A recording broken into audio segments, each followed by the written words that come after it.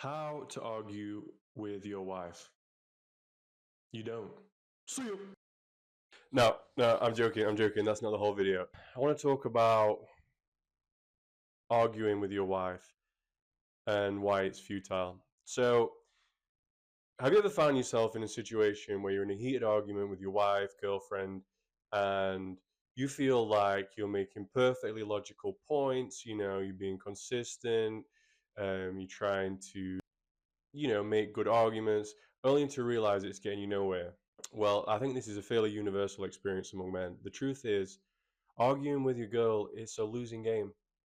And not necessarily because you're wrong, but it's because logic is not the currency of these conversations, right?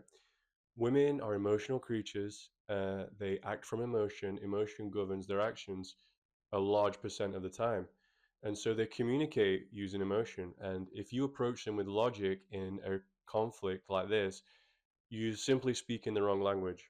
So today I'm going to break down why arguing with your wife at all is a waste of time, and more importantly, what you can do instead to um, to change that negative interaction into a positive interaction, reestablish the emotional connection in your marriage, and make her feel emotionally secure again.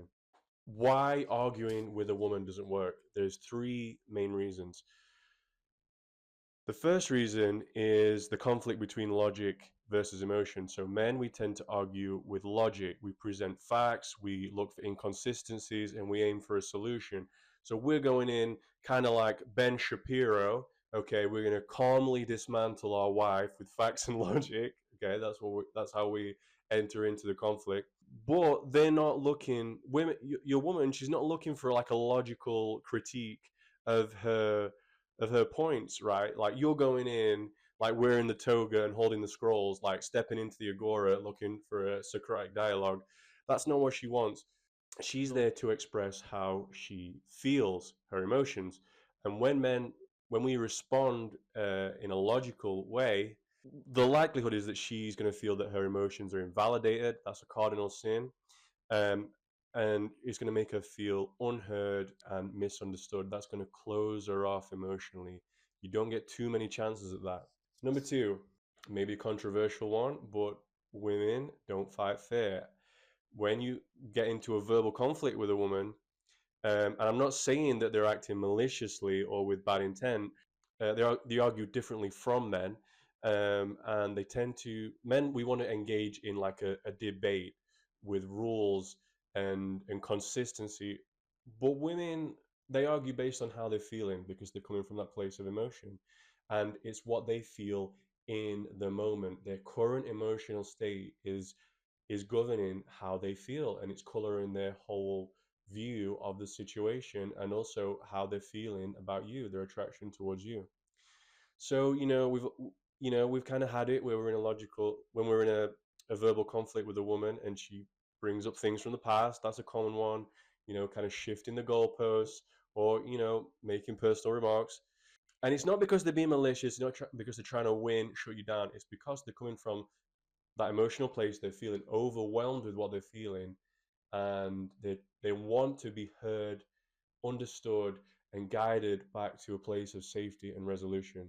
And the other thing is that you winning the argument means that she has to lose. So an argument, it has this inherently adversarial quality to it. It means it kind of, it means that there has to be a winner and a loser. And if you keep winning these arguments, that means that your girl loses. Nobody wants to lose all the time, right? I remember being younger and having a cousin who was a little bit older, and we would play Mario Kart. And he was so much better than me. He would thrash me every time, to the point that, eventually I stopped wanting to play, because if we're losing all the time, we're not going to want to play. And then in your woman is not going to want to play, i.e., open up to you emotionally, present what she's feeling to you. She's going to stop doing that. And if you listen to the last video about paying attention in your relationships, you know that that's the start of a downward spiral, which you don't want. So another point that I made in that last video is that sometimes you need to view the relationship as kind of a separate entity with its own needs. And this is another situation where you can do that. When you have a conflict with a woman, you need to reframe it from a conflict between the two of you versus her, and the conflict becomes between the relationship, your relationship, and the issue, right? And you and your girl are there to back up the relationship and fight for it against the issue.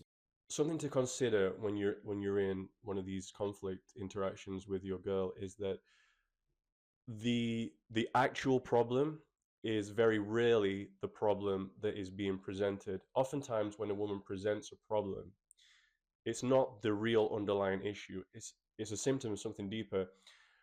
Women need to feel emotionally safe. They need to feel that security, and when they don't, they struggle to regulate their emotions, struggle to process them. If your girl is feeling upset about something that appears to you trivial or inconsequential, the chances are that she's expressing a deeper insecurity or fear, and most of all, that need to reconnect with you. As men, as husbands and boyfriends, it's not our role to solve the surface level problems. Ignore that urge. We're not going to use logic in these interactions, but we're going to guide her through her emotions to help her reach a place of emotional clarity where she can feel safe and reconnected with us again. Why men default to logic and why that's unhelpful. We're problem solvers by nature. That's kind of what we do. And when we hear an issue, we instinctively want to fix it. We want to provide solutions, using kind of like logical thought. But that's not what women need. Women, they want to be understood emotionally. That's the thing. They want to feel like you get them, you understand them.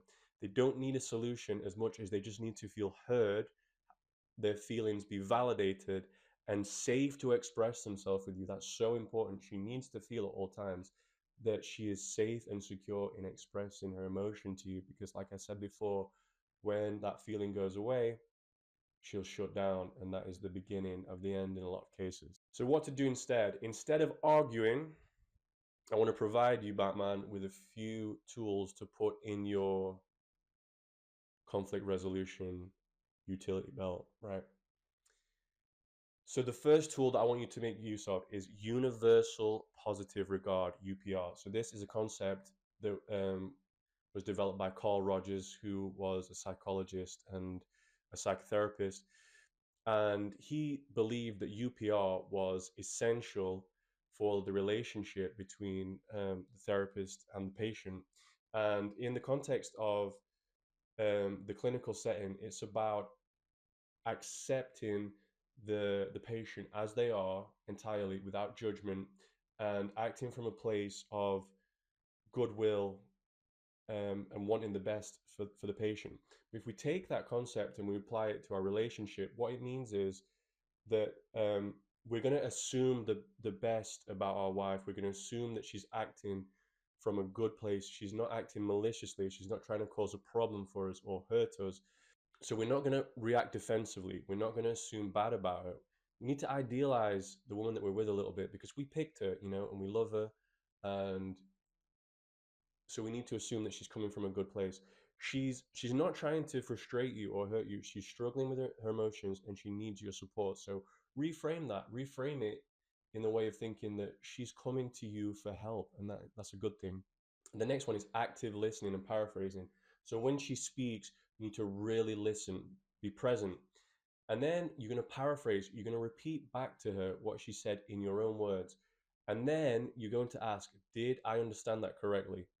So that covers two things. It shows that you are listening and you understand and you care about what she's saying. And it also gives her a chance to clarify if she needs to. So for example, she might come to you and say, the other day when you went out with the boys, you left me on my own. I was lonely. You didn't check with me. So you're going to say, okay, so the other day when I went out with my friends, and I left you on your own, and I didn't check with you, and that made you feel lonely and unheard. Is that right? Am I understanding? And then so she knows that you listened, you understood the problem, and you gave her a chance to clarify. The next tool is silence coupled with a little bit of physical reassurance. So when you're listening to your girl, she's expressing herself to you. If you feel that the conversation reaches a bit of a natural kind of lull, you don't necessarily need to rush to fill the silence with words. What you can do instead is just allow the silence to hang there for a little bit. And what that does is it allows your wife to use the silence to process what she's thinking, because like we said, she's coming from a place of feeling overwhelmed. So a little bit of silence, not too long, a little bit of silence can just help her to process it and verbalize it in a way that's accurate for her. And you can use these periods of silence to employ a bit of physical reassurance. So you can make a physical connection, hold a hand, put an arm around her, give her a hug. Yeah, use that silence. Don't rush to fill it straight away. Can just help. Empathy is extremely important. So instead of countering her points, so instead of telling her why she's wrong, try stepping into her emotional reality. So we call that an internal critique in the debate bro community. You're going to step inside of her worldview, step inside of her shoes, try and see through her eyes. Say, empathize with her. Say, that sounds really frustrating. I can understand why what I did upset you. I can understand why it made you feel that way. Showing that you understand her feelings rather than trying to connect them. Another cardinal sin. If you are trying to tell her that what she's feeling is invalid, it's wrong, she's going to close down. And then when you feel like she's expressed herself and you're going to see that she's feeling lighter, um, she'll be less tense, she'll be smiling, and this is when you apologize and you reestablish that emotional connection. So important that you reestablish that connection. That's what this whole thing was about. So just apologize for how she felt. Now, if you've been in like the RP space on the internet, you may have heard don't apologize, only apologize in extreme situations. I think that's rubbish. Don't use apologies, um, you know, willy nilly. But if you've done something wrong, you take responsibility and apologize. So you say, I'm sorry that what I did made you feel that way. It really wasn't my intention. Had I known it would make you feel that way, I never would have done it. I love you. Can you forgive me? That's going to go a huge way in making her feel valued, heard, validated, and safe to reconnect with you. So I want to add a little addendum to this. It's a little specific situation that probably a lot of men have come across as well. When um, let's say your girl walks into the room, you can sense that something's wrong. There's just a bad vibe. She looks tense. She looks annoyed, and you say, "What's up, babe? Everything okay?" And she says, "Yeah, I'm fine." She isn't fine, right? You know when she's fine. So don't take that for an answer. Okay, you need to be a little bit persistent. You say, "Babe, I know you. I know when something's wrong. Tell me what's up." And if she doesn't want to open up, that's when you're going to use a little bit of humor. You're going to be a little bit goofy to get her to open up. Okay, maybe you just like give her a little tickle and say, "Babe, I'm not going to stop tickling you until you tell me what's up." Or you get the pillow off the couch, you give her a little bop, and you say, "Come, I'm not going to stop until you tell me what's up." And you're going to use a little bit of, comedy, a little bit of humor to get to open up, and just be persistent. Tell her that it's important to you that what's up with you know what's up with her, so that you two can reconnect. Be persistent. Let her know that it's important to you that you figure this out. And yeah, I want to leave you with two models to keep in mind for when you're dealing with these conflict resolution kind of situations. So the first one is be like the oak tree and not the rock. So I want you to imagine that there's a storm raging, and on one on one hand you've got this great big rock, okay, and the rock is going to weather the storm for sure, but it's cold, it's unmoving, it's rigid. It will outlast the storm, but there's no movement in it, okay. It's silent.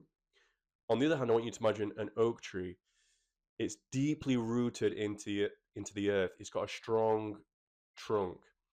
It's going to bend and sway in the wind, but it's also going to outlast the storm. The difference being is that the oak tree represents the flexibility to empathize with your woman, but also the strength of core and the deep rootedness, the groundedness to to stay in a place of strength while you guide her back to that place of Emotion. understanding and resolution. And the other model that I want to leave you with is a martial arts model, and it's emotional Muay Thai versus emotional Jiu-Jitsu. So as men, we default to emotional Muay Thai. So you think of a Muay Thai fight, there's the two guys, and it's very linear, very back and forth, block, counter, bang, bang. So we want to go in there with the emotional Muay Thai, and she's going to come at us, and we're gonna block, and we're gonna clinch, and we're gonna go in with the the elbows of logic and facts, um, and that's going to be unhelpful. It's going to be unproductive. It's going to make her feel unheard, invalidated. Going to close her down. Instead, we need to learn emotional jujitsu. So jujitsu is a martial art where the energy of the opponent, and I don't want you to think of your girl as the opponent, but for the purposes of this analogy, it redirects the energy of the opponent in a way that allows you to bring the conflict to an end. So she's going to come at you with her energy, her untethered, kind of emotional energy, and you're going to redirect it into an emotional hip throw, you know, gain that side control with a little empathy, get that emotional knee on belly with a little bit of silence, and then, bring it to a submission with some some empathy and an apology, you know. Maybe it's not a perfect analogy. But anyway, so yeah, they're the models that I want you to leave. I want to leave you with, and I wanted to leave you with like a little bit of a personal anecdote. I remember one time being in an argument with my ex-wife, and I can't even remember what it was about, but I accused her of using the tu quoque fallacy, which is like looking back, so laughably misguided, so absolute cringe AF, bro. And yeah, I could, that must have just shut her down completely. Yeah, awful. And and it didn't have the effect that I wanted it to. Um, I felt like I'd scored a point, but lost something much more important. So, in conclusion, gentlemen, arguing with your wife is a dead end. It's a waste of time. Logic is never going to resolve an emotional struggle. Instead, focus on listening, empathizing, and guiding your girl through her emotions. Be the oak tree and not the rock. Learn emotional jujitsu instead of emotional Muay Thai. Okay, you need to become the Steven Seagal, the emotional Aikido guy. You need to get those feelings to do an emotional backflip, and bring it to a resolution. And most importantly, remember that she doesn't need you to win the argument. It's not an argument, and there doesn't have to be a winner and a loser. She needs you to help her feel safe, loved, understood, and she needs you to help her to get to a place where she can re-establish the emotional connection with you. So I hope you found this helpful, and I hope it found you at an opportune time. Um, if you got any stories about a time that you were cringe as me and you tried to use logical arguments to solve an emotional problem, post a story in the comments. If there was a time where you were the emotional Steven Seagal, the Aikido guy, and it worked out for you, let us know how that went. Let us know what happened. Put that in the comments. So, yeah, thanks for listening, boys. Love you.